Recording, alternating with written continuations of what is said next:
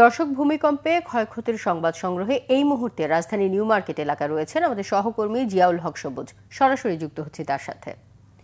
সবুজ, ভূমিকম্পের পর রাজধানীবাসীর আতঙ্ক কি কমেছে এবং তারা কি বলছেন?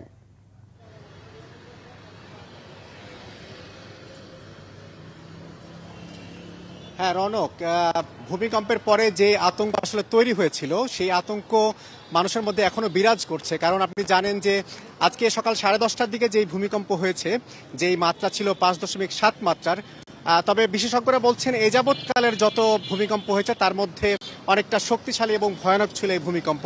তো এই ভূমিকম্প আসলে কেমন ছিল বা কেমন অনুভব করেছেন এটি নিয়ে আমরা কথা বলবো। এখানে 2-4 জন লোক রয়েছেন।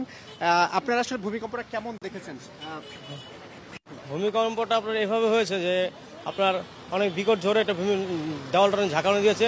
আমার রুমের মাল সামান অনেকগুলো পড়ে গেছে, সুকেস থেকে কাপ পিস সব সুকেসে গ্লাস ভেঙে গেছে আমার রুমের মধ্যে। এত বিকট ভাবে ভূমিকম্পটা হয়েছে। এবং আচ্ছা, আমাদের সামনে আরেকজন ডাব বিক্রেতাকে দেখতে পাচ্ছি, ওনার কাছ থেকে জানতে চাইবো, ভাইয়া যে আজকে যে ভূমিকম্প হয়েছে তখন আপনি কোথায় ছিলেন, কিরকম অনুভব করেছেন? আমি যখন ভূমিকম্প হচ্ছে তখন আমি বিডিআর নিউ মার্কেট 4 নম্বর গেটে আমি দোকানদারি করতেছি।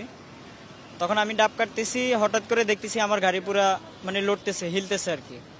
আপনার বিকট একটা শব্দ হলো আপনার যে ওইখানে নতুন একটা ব্রিজ হচ্ছে, ওইখানে কি যেন পড়ছে, পড়ার পরে ওইখানে প্রায় অনেক লোক জড়ো হয়ে গেছে গা। আর আশেপাশে যে মার্কেটগুলো আছে ওইখান থেকে লোক জনসংখ্যা যারা যারা ছিল মার্কেটের প্রতিপক্ষ তারা নিচে নাইমা গেছে গা। তখন সবাই রাস্তায় চলে আসছে আর কি।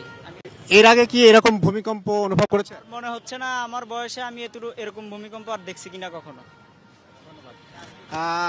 আপনি শুনছিলেন রনক যে আসলে সাধারণ মানুষের মধ্যে এক ধরনের আতঙ্ক বিরাজ করছিল। বিশেষ করে যখন ভূমিকম্প হয় তখন অনেকেই ভয়ে আতঙ্কে ছোটাছুটি করেছেন। যদিও বলা হয় ভূমিকম্পের সময় আসলে ছোটাছুটি না করে আশপাশের নিরাপদ জায়গাতেই অবস্থান নেওয়ার।